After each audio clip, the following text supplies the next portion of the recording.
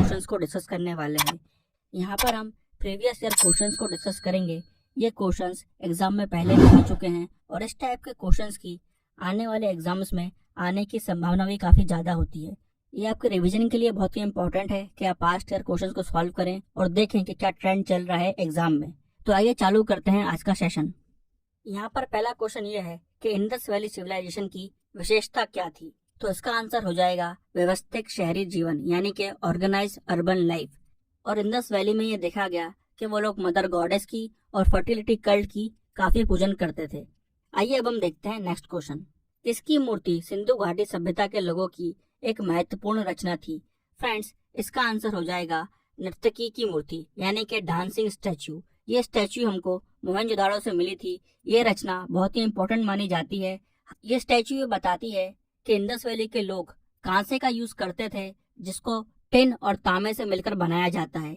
ये मूर्ति बताती है कि उस टाइम के शिल्पकार कितने डेवलप्ड थे और कितने अच्छे से मूर्तियां बनाते थे। आइए अब हम देखते हैं नेक्स्ट क्वेश्चन। निम्नलिखित वैदिक साहित्यों में से भारत संगीत का उद्गम किसमें से खोजा जा सकता है। फ्रेंड्स, इसका आंसर हो जाएगा सामवेद। अगर वेदों की बात करें तो सबसे पुराना वेद है ऋग्वेद। सेकंड नंबर पर आता है सामवेद। सामवेद के अंदर हमको दो उपनिषद देखने को मिलते हैं, छंदोगया उपनिषद और केना उपनिषद। इंडियन क्लासिकल म्यूजिक और डांस की उत्पत्ति सामवेद के द्वारा ही मानी जाती है।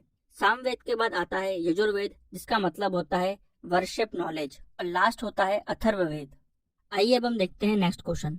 इनमें से कौन फाउंडर थे योगा के। योगा की उत्पत्ति किसने की। फ्रेंड्स, इसका आंसर है पतंजलि। यहाँ पर हमको ये बात भी याद रखना चाहिए कि 21 जून को इंटरनेशनल योगा डे डिक्लेयर कर दिया गया है यूनाइटेड नेशन द्वारा। आइए अब देखते हैं नेक्स्ट क्वेश्चन। महर्षि गौतम का संबंध किस भारतीय दर्शन से है, मतलब किस फिलोसफी से है। महर्षि गौतम ने न्याय की फिलोसफी दी थी, तो इसका आंसर हो जाएगा बी, न्याय। एंशिएंट इंडिया में हम देखते हैं कि 6 फिलोसफी बताई गई थी। पहली फिलोसफी थी संख्या, जिसको कपिल मुनि ने दिया था। दूसरी फिलोसफी थी योगा, जिसको ऋषि पतंजलि ने दिया था। तीसरी फिलोसफी थी न्याय, जिसको गौतम मुनि जी ने दिया था। चौथी फिलोसफी थी वैशेषिका, जिसको ऋषि कन्नड़ ने दिया था। पांचवी फिलोसफी थी पूर्व मीमांसा, जिसको ऋषि जैमिनी ने दिया था। और लास्ट फिलोसफी थी वेदांता, जिसको हम उत्तर मीमांसा भी बोलते हैं। इस फिलोसफी के अंदर बहुत सारे ऋषियों की टीचिंग्स हैं, जैसे कि आदि गुरु शंकराचार्य जी की, रामानुज आचार्य जी की, माधव आचार्य जी की, ऋषि निम्बार्क की और वल्लभ आचार्य जी की। इसी स्कूल को फॉलो करते थे हमारे स्वामी विवेकानंद जी भी। ये बात हुई। देखते हैं नेक्स्ट क्वेश्चन। वैदिक लोगों द्वारा किस धातु का प्रयोग पहले किया गया था। फ्रेंड्स, इसका आंसर हो जाएगा तांबा। यहाँ पर हम वैदिक काल को 2 पार्ट में डिवाइड कर सकते हैं, ऋग वैदिक काल और उत्तर वैदिक काल। ऋग वैदिक काल 1500 से लेकर 1000 ईसा पूर्व में माना जाता है और ऋग वैदिक काल में तांबे का प्रयोग किया जाता था। उत्तर वैदिक काल में लोहे की खोज होना चालू हुई और धीरे धीरे फिर हम देखते हैं कि इंडिया में आयरन का यूज, लोहे का यूज होना चालू हो गया। यहाँ पर हमको ये बात भी नोट करना चाहिए कि लोहे की खोज के बाद कृषि के अंदर क्रांति आती है और जो हमारी सभ्यता थी वो ग्रामीण से महाजनपदों की तरफ विकास करने लगती है। आइए फ्रेंड्स, अब हम देखते हैं नेक्स्ट क्वेश्चन। हड़प्पा सभ्यता का युग क्या था। हड़प्पा सभ्यता को हम कांसा युग में रखते हैं। इंडस वैली सिविलाइजेशन को ब्रॉन्ज एज सिविलाइजेशन भी बोला जाता है। वहाँ के लोग तांबे और टिन को मिक्स कर कर कांस्य बनाते थे, ब्रॉन्ज बनाते थे, और इस धातु का यूज वो बर्तन बनाने में, मूर्तियां बनाने में और भी अन्य चीज बनाने में प्रयोग करते थे। आइए अब देखते हैं नेक्स्ट क्वेश्चन। भारत में सबसे पहले खोजा गया शहर था। अगर हम बात करें इंडिया के सबसे पुराने शहर की, तो फ्रेंड्स वो है हड़प्पा।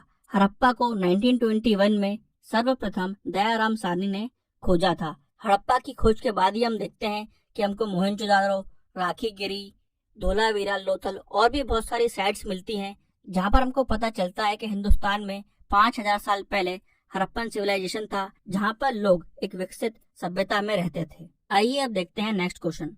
संस्कृत भाषा का पहला व्याकरणकर्ता कौन था, यानी कि फर्स्ट ग्रामीनियन ऑफ संस्कृत लैंग्वेज। इसका आंसर है पणिनि।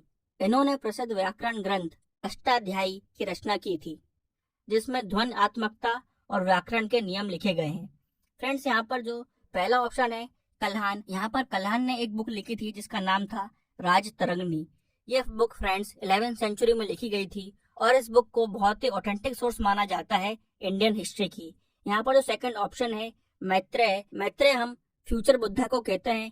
यहाँ पर बुद्धिज्म के अंदर ये मानता है कि फ्यूचर में एक बुद्धा पैदा होंगे जिसका नाम होगा मैत्रेय। और यहाँ पर फोर्थ ऑप्शन है कालिदास, जो गुप्ता पीरियड में कोर्ट पोएट थे और इनकी प्रसिद्ध रचना है अभिज्ञान शकुंतलम। और इसके अलावा भी इन्होंने बहुत रचनाएं की थी। आइए अब देखते हैं नेक्स्ट क्वेश्चन। पंचतंत्र के लेखक कौन थे? फ्रेंड्स, इसका आंसर है विष्णु शर्मा। वेद व्यास जी ने महाभारत लिखी थी, वाल्मीकि जी ने रामायण लिखी थी और तुलसीदास जी ने रामचरितमानस को लिखा था। आइए अब देखते हैं नेक्स्ट क्वेश्चन। भगवान बुद्ध ने अपनी अंतिम सांसें कहाँ ली थी? फ्रेंड्स, इसका आंसर है कुशीनगर। कुशीनगर फ्रेंड्स उत्तर प्रदेश में है। ये हिरण्यवती नदी के तट पर कुशीनगर नामक स्थान पड़ता है और इस घटना को बौद्ध धर्म में महापरिनिर्वाण बोला जाता है। आइए अब देखते हैं नेक्स्ट क्वेश्चन। वो शासक कौन था जिसने राज सिंहासन पर बैठने के लिए अपने पिता बिंबिसार की हत्या की थी? फ्रेंड्स, इसका आंसर है अजात शत्रु। और यहाँ पर अजात शत्रु की भी हत्या उसके पुत्र उदयन ने की थी। अजात शत्रु हर्यक वंश का शासक था।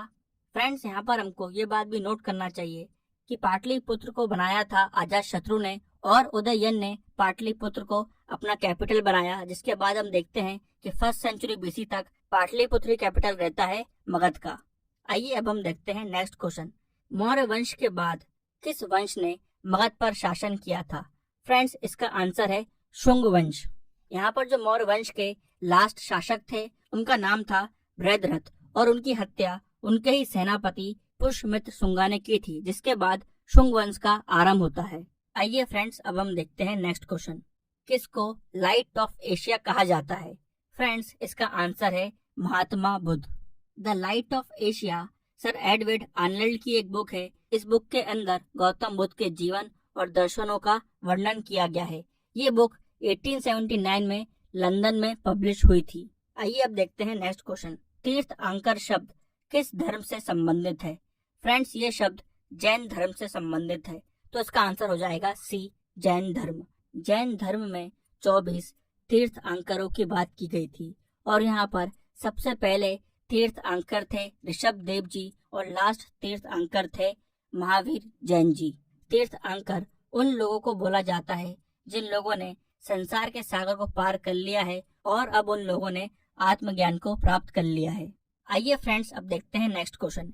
निम्नलिखित में से बौद्धों का पवित्र ग्रंथ कौन सा है? इसका आंसर है फ्रेंड्स त्रिपिटक, बी ऑप्शन। 3 किताब मिलकर त्रिपिटक बनाते हैं। पहली किताब है सूर्त पिटक, दूसरी किताब है विनय पिटक, तीसरी किताब है अभिधम्म पिटक। और यहाँ पर जो पहला ऑप्शन है जातक, फ्रेंड्स जातक कथाओं में गौतम बुद्ध के पूर्व जन्म की कहानियां लिखी गई हैं। और फ्रेंड्स यहाँ पर जो वेद और उपनिषद है वो हिंदुइज्म ब्राह्मणिज्म की बात करते हैं। आइए फ्रेंड्स अब हम देखते हैं नेक्स्ट क्वेश्चन। गौतम बुद्ध किस वंश से संबंधित है? फ्रेंड्स, इसका आंसर है शाक्य वंश। गौतम बुद्ध का जन्म नेपाल के लुम्बिनी में हुआ था और उस वक्त शाक्य वंश नेपाल पर रूल करता था। आइए फ्रेंड्स अब हम देखते हैं नेक्स्ट क्वेश्चन। किस शासक ने विक्रमशिला यूनिवर्सिटी को एस्टेब्लिश किया था, यानी कि उसकी स्थापना की थी? इसकी स्थापना पाला किंग धर्मपाल ने की थी, तो इसका आंसर हो जाएगा सी। यहाँ पर बौद्ध धर्म की शिक्षा दी जाती थी। यहाँ पर धर्मपाल की राजसभा में प्रसिद्ध बौद्ध लेखक हरिभद्र भी निवास करते थे। Vikramshila university 7th century AD के लास्ट में बनाई गई थी और इस यूनिवर्सिटी को नष्ट कर दिया था अलाउद्दीन खिलजी ने। आइए फ्रेंड्स अब हम देखते हैं नेक्स्ट क्वेश्चन। मिलांदपनो क्या है? फ्रेंड्स, मिलांदपनो एक बौद्धिक ग्रंथ है। इसका आंसर हो जाएगा फ्रेंड्स ए। इस ग्रंथ के अंदर यूनानी शासक मियांडर के बौद्ध आचार्य नागा अर्जुन से किए गए प्रश्नों के संदर्भ में उत्तर दिए गए हैं। ये बहुत ही फेमस ग्रंथ है बौद्ध धर्म का। आइए फ्रेंड्स अब हम देखते हैं नेक्स्ट क्वेश्चन। निम्नलिखित में से कौन विदेशी यात्री सबसे पहले भारत आया था? फ्रेंड्स, इसका आंसर है मेगास्थनीज। मेगास्थनीज चंद्रगुप्त मौर्य के टाइम आया था। ये एक ग्रीक ट्रेवलर था। इसने किताब लिखी थी जिसका नाम है इंडिका। वो किताब तो नष्ट हो गई मगर उस किताब के रेफरेंस आज भी हमको दूसरी प्राचीन किताबों में देखने को मिलते हैं। हिनसांग 630 से लेकर 645 एडी के बीच आया था। ये एक चाइनीज ट्रैवलर था। इसने किताब लिखी सी यू की और जब राजा हर्षवर्धन का रूल चल रहा था इंडिया में, उस समय हिमसंग आया था। फाहियान इंडिया में 405 से लेकर 411 एडी तक रुका था। ये एक चाइनीज बुद्धिस्ट मॉन्क था। चंद्रगुप्ता टू के शासन काल के दौरान वो इंडिया में आया था और फाहियान ने अपनी जर्नी के बारे में लिखा था रिकॉर्ड ऑफ बुद्धिस्ट किंगडम्स के अंदर। इत्सिंग भी चाइनीज ट्रेवलर था। ये बौद्ध धर्म को बिलोंग करता था। ये इंडिया में 676 एडी से लेकर 685 एडी तक रुका था। आइए फ्रेंड्स, अब हम देखते हैं नेक्स्ट क्वेश्चन। वर्धमान महावीर और किस नाम से विख्यात हैं? वर्धमान महावीर को कैवल्य प्राप्त हो गया था और कैवल्य प्राप्त करने के बाद उन्होंने हर चीज पर विजय प्राप्त कर ली थी, इसलिए उनको जिन नाम से भी जाना जाता है। और इनको यहाँ पर निर्गंथक भी कहा जाता है क्योंकि अब वो पूरे बंधन रहित हो गए थे और इसके बाद ही उनका नाम वर्धमान महावीर पड़ा था। आइए फ्रेंड्स, अब हम देखते हैं नेक्स्ट क्वेश्चन। कौटिल्य किसके प्रधानमंत्री थे? फ्रेंड्स, इसका आंसर है चंद्रगुप्त मौर्य। चंद्रगुप्त मौर्य पहले राजा थे मौर्य वंश के और उन्होंने नंद वंश के धनानंद को हटाकर मगध पर अपना राज स्थापित किया था। और यहाँ पर कौटिल्य को चाणक्य के नाम से भी जाना जाता है। उन्होंने अर्थशास्त्र की रचना की थी। हमको चाणक्य और चंद्रगुप्त मौर्य के बारे में पता चलता है मुद्रा राक्षस नामक किताब से, जो लिखी गई थी विशाखा दत्त द्वारा गुप्ता पीरियड में। आइए फ्रेंड्स, अब हम चलते हैं नेक्स्ट क्वेश्चन की तरफ। आर्यभट्ट और वारमीर किस युग से संबंधित है? फ्रेंड्स, इसका आंसर है गुप्त वंश यानी कि गुप्ता पीरियड। हम सभी जानते हैं आर्यभट्ट ने जीरो की खोज की थी। इसके अलावा भी उन्होंने टेक्नोमेट्री, यूनिवर्स और बहुत सारी चीजों की खोज की थी। आर्यभट्ट की किताब थी आर्यभट्टिका। वारामीर एक खगोल शास्त्री थे, वो एक तर्क शास्त्री थे। उन्होंने बृहद संहिता नाम की किताब भी लिखी थी। आइए फ्रेंड्स, अब हम देखते हैं नेक्स्ट क्वेश्चन। जूनागढ़ इंस्क्रिप्शन किससे रिलेटेड है? फ्रेंड्स, इसका आंसर हो जाएगा रुद्रदमन। जूनागढ़ इंस्क्रिप्शन से हमको राजा अशोक और चंद्रगुप्त मौर्य के बारे में भी पता चलता है। यहाँ पर रुद्रदमन शाक्य वंश के राजा थे, जो सबसे प्रसिद्ध राजा थे शाक्य वंश के। आइए देखते हैं नेक्स्ट क्वेश्चन। भारत में सोने के सिक्के सबसे पहले किसने चालू करे? इसका आंसर है ग्रीक। ग्रीक शासकों ने इंडिया में सबसे पहले सोने के सिक्कों को चालू किया था, लेकिन हमको सर्वाधिक मात्रा में सोने के सिक्के देखने को मिलते हैं गुप्ता काल में। चलिए बढ़ते हैं अगले क्वेश्चन की तरफ। महान कुषाण शासक जिसने बौद्ध धर्म को अपनाया था? इसका आंसर है ऑप्शन सी, कनिष्क। कनिष्क ने कश्मीर में 4th बुद्धिस्ट काउंसिल को भी ऑर्गेनाइज किया था, जिसकी अध्यक्षता की थी वासुमित्र ने। और इस काउंसिल के बाद ही महायान बुद्धिज्म काफी प्रसिद्ध होता है। कनिष्क महायान बुद्धिज्म का काफी प्रचार भी करते हैं। आइए देखते हैं नेक्स्ट क्वेश्चन। बाणा भट्टा किस भारत राज का दरबारी कवि था? फ्रेंड्स, बाणा भट्टा हर्षवर्धन का दरबारी कवि था, तो इसका आंसर हो जाएगा ऑप्शन डी। बाणा भट्टा ने कादम्बरी, हर्षचरित, चंडी शतक, पूर्व मिटिका आदि महत्वपूर्ण रचनाएं की थी। आइए देखते हैं नेक्स्ट क्वेश्चन। मोहम्मद बिन कासिम ने कब सिंध को जीता था? फ्रेंड्स, इसका आंसर है 712 एडी। मोहम्मद बिन कासिम ने 708 से लेकर 711 तक सिंध पर हमला किया और 712 एडी में उसने वहां पर गवर्नर के रूप में राज किया था। वह पहला मुस्लिम शासक था जिसने इंडियन सबकॉन्टिनेंट में अपना रूल स्थापित किया था। आइए अब देखते हैं नेक्स्ट क्वेश्चन। किस राजा को इंडिया का नेपोलियन कहा जाता था?